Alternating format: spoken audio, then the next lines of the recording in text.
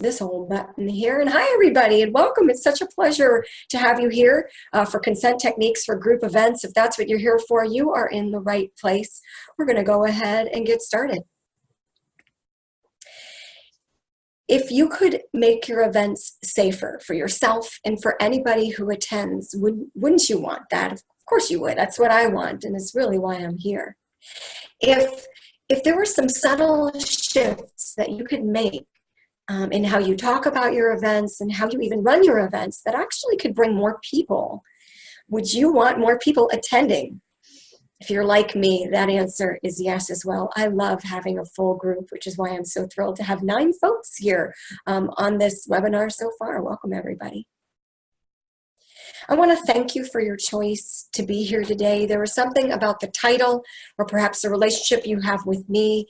There was something here that made you want to set aside time for some development, and that tells me something about you. It tells me that you care about the people who attend your events or the events that you are going to be having. And I want to thank you for being that kind of leader. We need that. So as you know, or if you don't, I'm about to tell you, my name is Jean Franzblau, and that's me in Santa Monica, California, where I am broadcasting to you right now, trying out. Thank you, Paula. And I'm the founder of Cuddle Sanctuary. Cuddle Sanctuary offers weekly events every single Wednesday night and once a month on Saturday night. We also offer trainings to lead events and certification programs as well to teach people how to be a professional cuddler, working one-on-one with clients. And we have free hugs events sometimes, and we have a lovely community that we're building here, and we've had the chance to be featured in a lot of media, the America and abroad. Folks are really curious about platonic touch and how is that possible, that people who might not know each other at all could attend an event and feel safe and actually get some nurturing touch. And I'm really proud. Last year we were on Dr. Phil, and it added some gravitas to what we're doing here, because some people would see the word cuddle and professional cuddling especially, and they'd be like, you're joking, right? And we're not. It's an industry. And people often ask me, how did you get into this? And for me, it didn't start easily. I've spent a lot of time in Los Angeles being single and getting depressed often. And I figured that depression was just part of my DNA. It was part of my brain chemistry. This is just how it's going to be for me, and that I can expect it. And I had no idea there was this thing called touch deprivation. But when I didn't learn about it. I just went to a cuddle event, and I was so impressed with the boundaries and how comfortable I felt, but maybe most importantly, how deeply I slept that evening, and this authentic, kind conversations I was having with people I had just met. And over time, as I went to these events, my symptoms of depression decreased. So there's a connection for me that it's absolutely one of my solutions, that's for sure. And when I went to that first event, which was at Sex Positive Los Angeles Orientation, for those who know that group. It was a platonic cuddle at the end of it. I was so excited, I wanted to go to another one, and so I did. And at that event, at the very beginning of it, somebody came up to me and said, would you like a shoulder massage or a shoulder rub? And I was very game. That is the place I really want to be relaxed. Like, that is the place where I carry all the tension, and that is the place that I like to receive massages. You can count on it. It's probably where I want to be touched. And so I was enthusiastic, and I turned around, and the person took my t-shirt I was wearing and stretched it over my shoulders, popping some of the stitching in the collar of the shirt so he could have access to my skin. And then he proceeded to give me a massage. And what I noticed, here I am, this is an image of me, like ready for a great moment.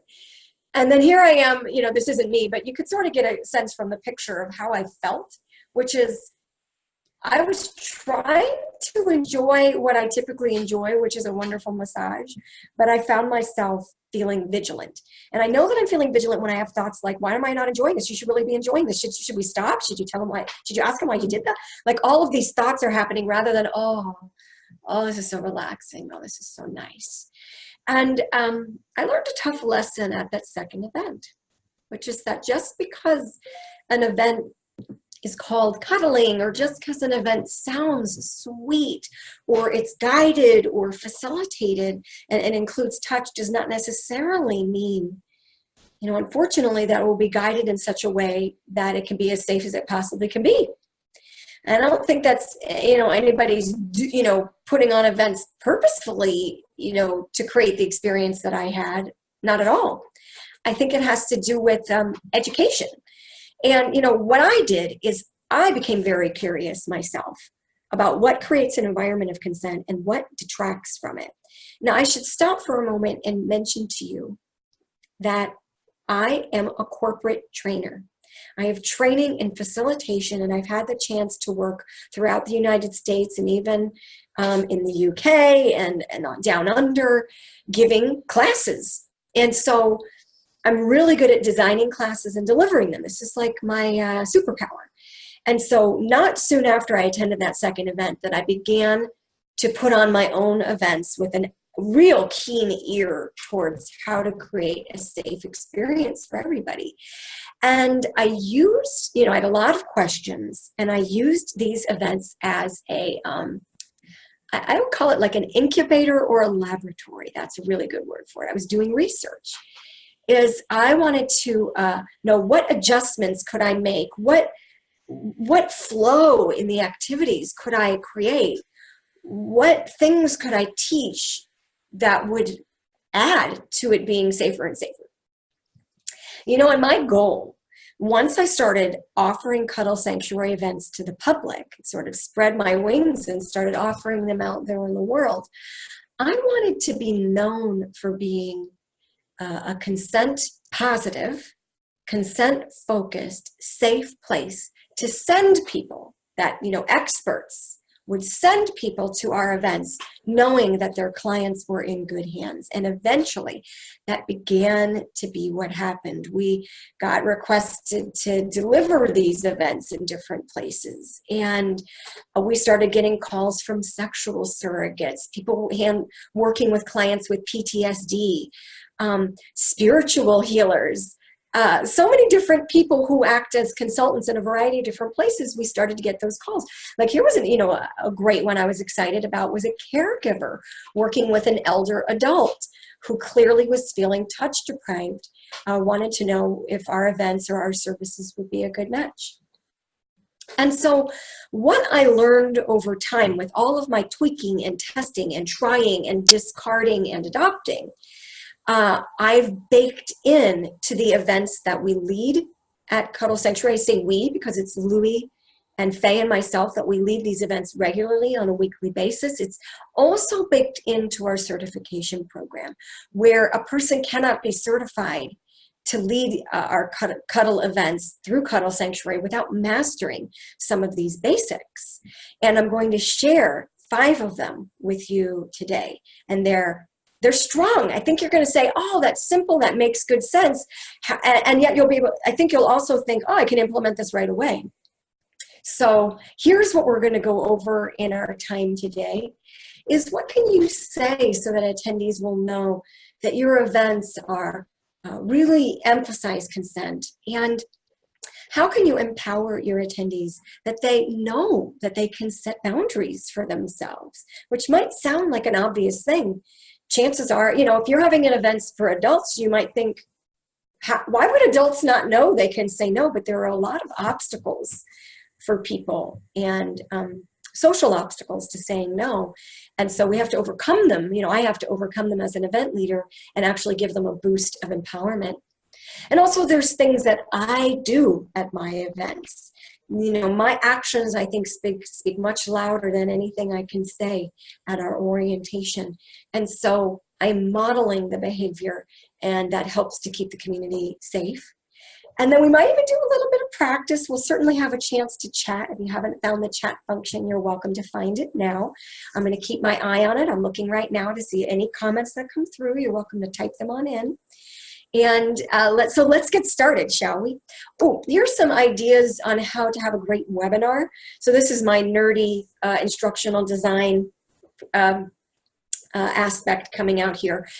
You're going to want to stay focused. So if you can, clear off the things that distract you. My phone is turned down so the blinks don't, grab my attention.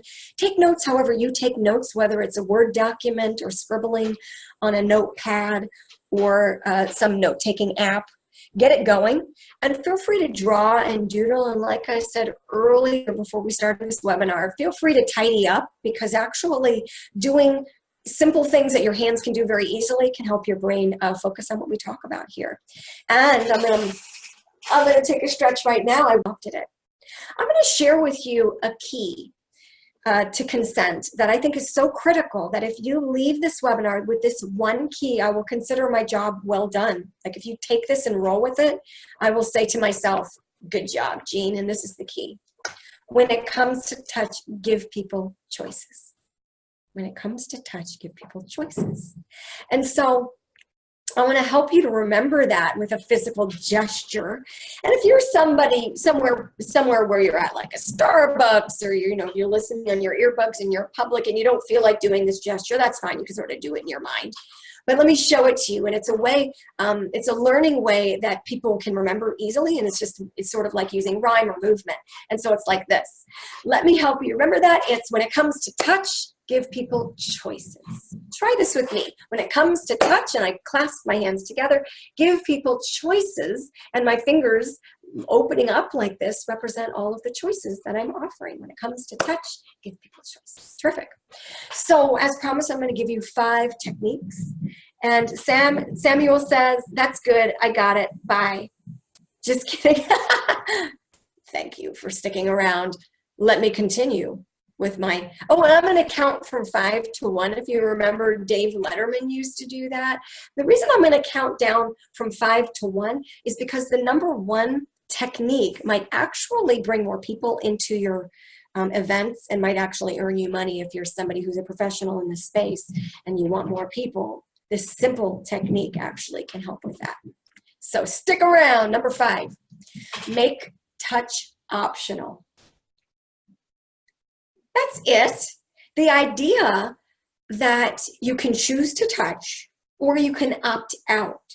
Now, you might again say, in my dance classes or in my yoga class or at the sexuality event, of course touch is optional. We're all grown-ups. Of course we know we're at choice. But the challenge here is that there can be social punishment, especially if the leader is somehow flustered or thrown by the fact that a participant is opting out. So plan for the fact that a participant may choose not to participate in the way that you might be guiding, and give them a way to do so without any embarrassment for them. So you make it socially easy. And your attendees follow your lead. So if you're like, oh, thank you so much for letting me know that you're going to sit this one out, here's what you do if you'd like to do this without touch. And everyone's like, oh, and it teaches them that they can opt out too. There might be somebody in attendance who's choosing to do it and sees how you beautifully handle somebody who's opting out, and then they're like, oh, okay, I know that I can make that choice here. So this simple way to do that, and if you've attended Cuddle Sanctuary, you've experienced it at our weekly orientation, is called the no thank you exercise. It's quite simple. And I'm going to guide you through it as if you're an attendee right now. And I want you to just pay attention to how long that this no thank you exercise takes to set up. And so I want to look at the chat here. Jalen says, I also give couples these options too if a couple is in the workshop. That is brilliant, Jalen, because a person in a couple will feel awkward, possibly, if they don't feel like touching their partner at that moment. And then they'll be like, oh, our coupleship is awkward, and I should just do everything with my couple because we should show that we always touch or that we're always, you know, and the idea that you provide an out gives people a chance to be truly authentic. And for those of us who have been in a couple relationship, I'm sure we can all think of times where although we might have loved our partner, we didn't want that touch at that moment. So brilliant. So here's the no thank you exercise. In a moment, I'm going to put you in groups of 2, and you're going to have a chance to do this exercise. It has no touch at all. It's called no thank you. And the way it works is one person will ask the other person for a hug. Can I hug you? And the other person will say, no, thank you. And then that first person's going to be cool about it. And they're going to be cool about it by maybe just nodding and smiling.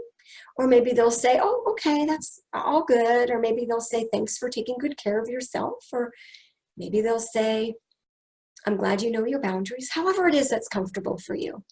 And then you'll switch. So each of you will have a chance to say, can I have a hug? And each of you will have a chance to say, no, thank you. And each of you will have a chance to be cool about it. What questions do you have?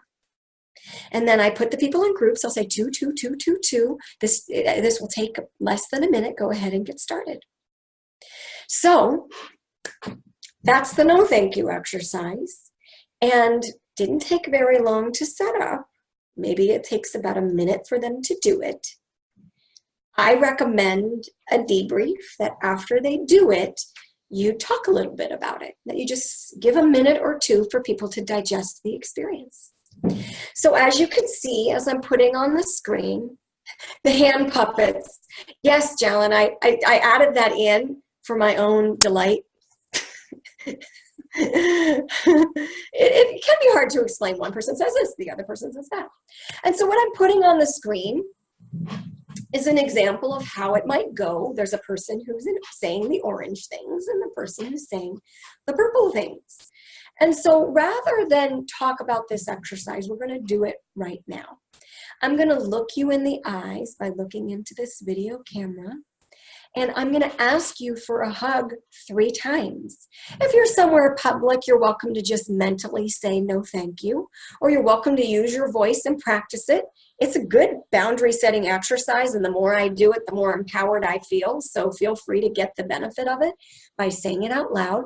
I'm going to pause as you say it, and then I'm going to be cool about it as best I can so you can practice this 3 times. Let's give it a try.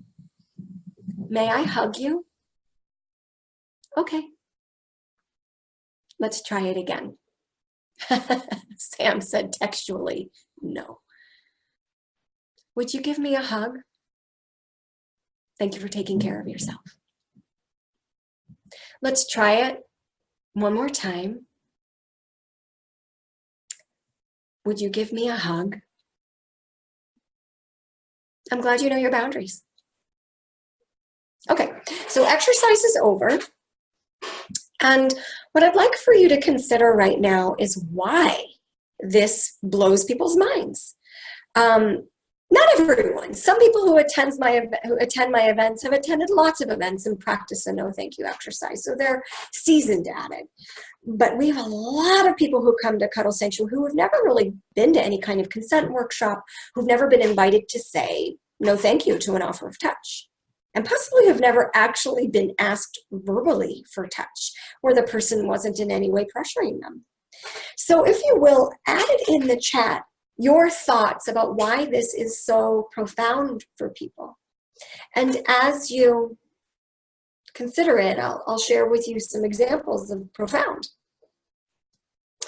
One woman came to Cuddle Sanctuary after attending for a while and said, wow, I was just taking a walk. Somebody rolled up in their vehicle and stopped next to the sidewalk where I was, and they said, come here. And I said, no, thank you, and walked away. And it's not like she would have come over to the car, but she said it was easier than it ever had. She felt it was so easy to just say no, thank you, and continue along her way. There was no strings attached. Isn't that great? And what I mean by strings is guilt. She had practiced this enough times to know that the other person is responsible for how the no thank you impacts them. They're responsible to manage themselves, to manage what it's like when a person says no thank you to touch. So I'm going to read some comments. So Whoops, whoa, whoa, whoa, I pressed the wrong thing. Now I'm scrolling. What I struggle with is being touch deprived. You need the touch, so it's hard to say no. I don't want that to happen to someone else. Jen, I agree. And this has happened to me where I'm loving the touch, but I know that this touch isn't the right touch. Meaning like the person is going to be escalating the touch to something I don't want, but I'm enjoying it so much, so I'm having a debate in my mind. I don't want to receive that kind of touch. I'd rather have a pure touch where what I'm wanting and what the person's offering, that we're on the same page. And so Samuel says, we've been acclimate to go along, to not rock the boat and not empower and be authentic and ask for what we want and deny what we don't want. So true. And some of this is biological. My colleague Eva Clay talks about the biology in people with vulvas, which is that if we rock the boat, we can actually be excluded from the clan, excluded from the community, and if that happens, that we could die. So it becomes, in our biology, a life or death drama inside of us if we're rejected. So that's really a tough thing, is to fight your own biology to say no, and then we add to it, cultural conditioning. Man, it can be tough to say no. And so, Jalen, we're so afraid of rejection that when you say thanks for taking care of yourself, it can feel very healing not to be the bad guy for saying no. Yeah, this idea of giving people positive reinforcement when they say no thank you is profound for people. Yeah, and Lucy, I appreciate your comment about, like, I feel like I should say I'm sorry. Especially if it's somebody that we know. I feel you, Lucy, and we talk a lot at Cuddle Sanctuary about, I'll say it this way. When I say yes to touch that's not wanted, a very sensitive individual can feel it. And so my hope is that when I'm, giving access to my body to somebody, which is a gift, that my whole heart, that I'm a generous yes to it, so that the hugs that I'm giving are with a full heart, as Betty Martin would say, who teaches consent, but also the hug is a better hug. It's a higher quality hug when both people are truly wanting to be there. So perhaps that can help you feel less guilty that you have a high standards for the hugs you give. And so you just say, hey, I just wouldn't be able to give a great hug right now because I'm feeling under the weather. I'm feeling like I need my space right now. And, I love this idea that I can't trust your yes if you don't have a no. And so it helps people feel trusting of you when you can pay attention to what your body is wanting and needing and what you want and need. And you can really be attuned to that and be your own advocate. Folks have been forced to say yes and tolerate bad behavior or bad parenting to the point where they don't realize they're saying yes to people they can say no to, that there's a choice there. I've noticed people peel back years of trauma through repeating this exercise. Who said that? Jamie. That's profound. I just feel like quoting you. I've noticed people peel back years of trauma through repeating this exercise. Thank you, everybody, so much for your comments. What an astute and practiced group. So here's an exercise, if you choose to, for later, is to modify or script how you would lead the no thank you exercise. Some of you are already doing it, Jamie. It sounds like you're doing it, which is beautiful. But how would you lead it for your events? If you feel inspired to do the no thank you exercise, how do you make it work for what you're doing and for your particular population or audience? I feel, just so you know, in terms of how your brain learns, the sooner you do this exercise, the better that you'll actually act on it, the better it'll stick in your mind to do it. You'll, rather than, in 6 months, I'm going to do this exercise. I recommend you just do it right after this webinar is over.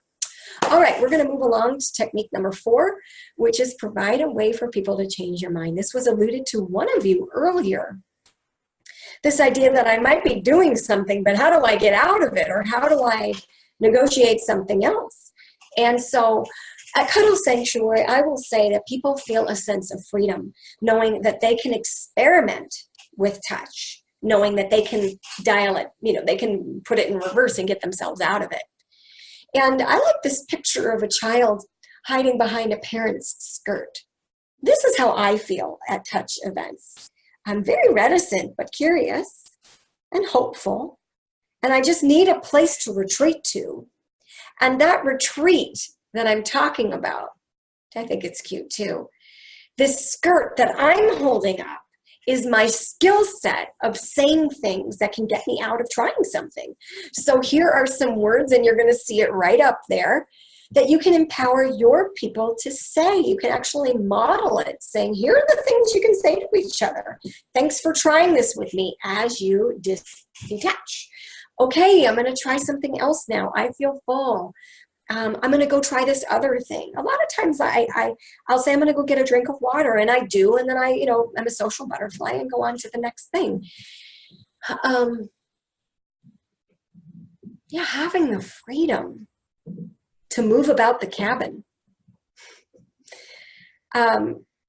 is a big part of it. And by the way, well, this isn't one of the techniques. Another option we provide every attendee is the option to leave.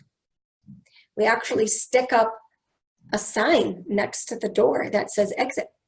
And every orientation we say, you can leave at any time, you can leave right now. Because these events are frightening for many people. I've been told that somebody had been interested in coming for a year before they drummed up the courage to attend. Wow. And so anything I can do to lower the fear and lower their own obstacles to attending, I try to do. And one of them is to say, if you're not feeling it for any reason, you can split and we will thank you. And we'll say, go, good for you, bye, that kind of thing. So, yes, so Paula, that is coming. Paula calls it the time out couch. We will be discussing that soon. So Chris Prince says, how do I avoid hurting someone's feelings when I want to do things with someone other than my current partner? The easiest answer to that is that you are not responsible for everyone's feelings. And there's a way to say things to be generous with the other party. Let me give you an example. One time I had a boyfriend. We'd be holding hands, and he would give my hand this like loving squeeze. It was like this extra special, like, oh, I like you so much. And then he would let go. And it was his way of letting go. It was the most, nobody's ever done that to me before. I just love it.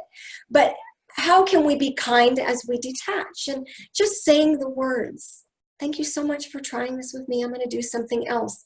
It's saying to the other person, I am an independent person. We are not going to be caught in a codependent spiral together. Let me model for you what a free person looks like so that you too can be free. So as you can tell, I'm very passionate about this. And part of it is because I've spent a lot of years in painful codependence in my relationships. I've gotten into a lot of emotional trouble, feeling trapped in situations I didn't want to be in. And so I like to hang out with people who are free, who have these muscles strengthened. And so you can model that in your circle.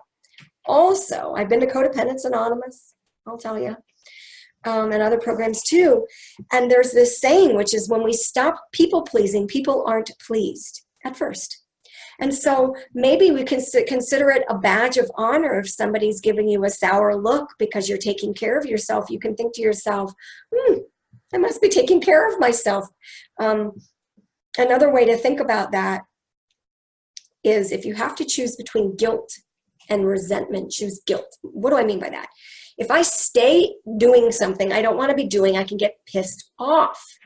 But then when I think about detaching myself from it, I can feel guilty.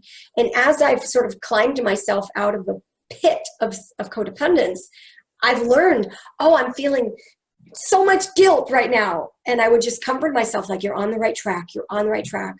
I'm so grateful that I don't have to sit and steep into the pools of gunk of guilt that I used to feel. I've really been through it. And I hope that anybody who's listening can climb out of that. If you've been in that, you can climb out of it with me. Let's get out of that.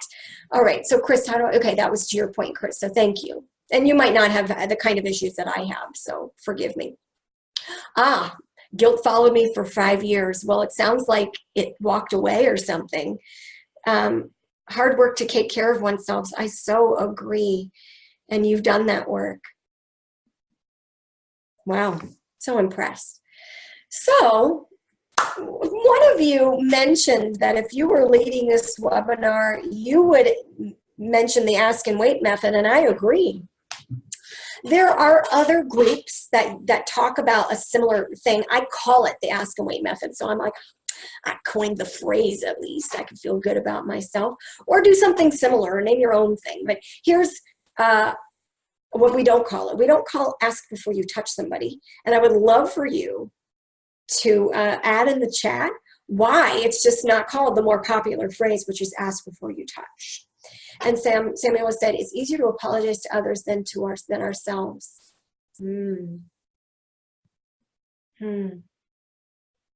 Interesting. Yeah, Paula, I agree. Ask before you touch assumes that the touch is coming. It's actually a warning. I'm about to touch you, or I'm going to hug you, but the hand's already coming, or the arms are already coming. It implies that you're going to touch after you ask, rather than it being a... You said fork, Chris, but I'm thinking maybe you meant to say choice. Either way, it's hilarious. And let's talk about the ask and wait method. Before we do, I want to help you to remember it with another gesture. Let's have some fun. Let's have some one or two possibilities, yes or no. Good. So here's a fun way to remember the ask and wait method. It's this: ask and wait. So I'm asking with my mouth, then I'm going to take some time using my ear holes. So join me. Ask and wait. Ask and wait. All right, so I'm going to show you a position. This is a picture of two people. It actually was created by a 3D printer, but I love the picture of these two people because they're really in a very good stance. Hers I especially like. His, you might say, oh, that's the body language of, being closed off. I don't mind him being crossed. He might be cold. Louis at Cuddle Sanctuary puts his hands behind his back to remind himself not to gesture. But what matters most is when these two, if they're doing the ask and wait method, is that their body language is pretty neutral. They're not leaning in. They're leaning neutrally. They're standing on their 2 feet. And so we actually practice this at Cuddle Sanctuary, and I certainly invite people to be kind with themselves. If they interact with somebody who's leaning in, just say, oh, can we use the ask and wait method? Can you do, can we try this again with neutral body language? It's really tricky, and it's hard to remember. And so, be gentle and practice it. All right, so feel free to enter your comments about the ask and wait method. I'm a fan. And let's move on to technique number 2. We're drumming along, aren't we? We're progressing quickly. This is what Paula alluded to earlier. You called it what kind of couch did you call it? The relax. I know. Coming from a hugging family, this one is, personal challenge. Yes, this is a tough one. Is if you have a hugging family, setting boundaries with family is fraught. So my recommendation is practice it with friends to get stronger and stronger at it. And then possibly, talk to family members one-on-one and say, hey, I'm practicing this thing. Will you practice it with me? And, some family members will be cool about it. Others will not, unfortunately. Timeout couch. Yes, I love it. So as it says on the screen, create a place to take a break without actually having to leave. So I mentioned earlier, the exit sign is leaving. Is there some other intermediate? Is there another option? The answer is yes. We set aside a place where a person can have some introverted quiet time. The etiquette is that if a person is in that area, we don't come up to them for conversation. We don't come up to them to ask them for any kind of touch. We leave them the F alone. And we trust that they're taking care of themselves. So at Cuddle Sanctuary, we call it the solo salon. One of our attendees, who is a writer, coined the phrase. We've been using it ever since. And as you can see, have a box of tissues and fake cough. I don't want you to catch what I have, LOL. It's funny you say that, Samuel, because we're thinking about adding to our professional cuddling practice that a person signs off on the fact that if they have a contagious anything, that they communicate that to their professional cuddler and vice versa. But anyway, I appreciate the joke. But this area, when it's designated, we try to, just as in the picture, make it look inviting. Have some pillows there. I went to an event in Portland. I was so impressed. It was a whole room dedicated to quiet time, and it was lit up with sparkle lights, and it made me want to try out the room just for fun. And I did. I just was like happy to be myself in the room, just, you know, looking around at the sparkly lights. It's profound what people experience in the solo salon. I didn't expect it to be meaningful for people, but I can tell you stories. Let me see if I have time for a story. I do. Okay. So one time this woman came to the Cuddle event. It was before that we had orientation and then the event. So she was at sort of the large event where we did a lot of workshop-y exercises in the beginning. So there we are doing the workshop-y exercise, and it was time for the hug, no hug activity, which the whole point of it is that you can say no thank you, right, to touch. I mean, there's no required touch. We say that again and again. But this woman, as soon as the exercise started, she made a beeline to me. She looked me in the eyes silently, and her eyes started to water. And maybe it wasn't the perfect thing to say, but I said, are you feeling, did you have some trauma? That's how I said it. But she just nods like this. And I said, let me tell you about the solo salon. And I described what it was. I was going to tell people about it a little bit later, but I said, would you like to go there now? She nods yes, and she makes a beeline over there. She stays there for the rest of the event. I was worried because I'm like, does she know that she's allowed to leave the solo salon? Does she think she's trapped there? But I just gave her all the space. I fulfilled my own commitment and didn't go up to her. And at the closing circle, she came to the closing circle, and with tears in her eyes, she said, thank you for showing me what consent looks like. And she sent me an email. She and I communicated via email, and she sent me a very long email describing the trauma that she had had, how difficult it was for her to trust. She came back again a few times, went to the solo salon, and then sometimes would leave the solo salon to practice being out there with everyone and then going back to the solo salon. So just as that picture of that child behind a skirt, you know, that's how she was using the space. And to me, what made me feel really proud is that I didn't know much about trauma before I started Cuddle Sanctuary, except for my own, which I never would have labeled as such. But I feel like the solo salon and others of these techniques helps Cuddle Sanctuary be a trauma-informed business and trauma-informed community. And so, yeah, thank you, Jen, for saying that. It was a wow, and it was amazing. And I felt so proud. That's exactly it. And so what I'm hoping is if you don't already have, you know, a place like that, so true. That you know, you too can have somebody look you in the eyes and say, you changed my life, as I'm sure, you know, for those of you who are already practicing doing this work and are already healers and are already consent experts, wow, you know, it's really touching and a great reminder of why this work is so worth it. Now, if you go to the Cuddle Sanctuary site and you look at our event, you will see there are bullet points. This is how we roll, and I give lots of things. And for goodness sake, cuddling is so freaky to people that I try to just give them as much information if they're considering it to overcome their obstacles to attending.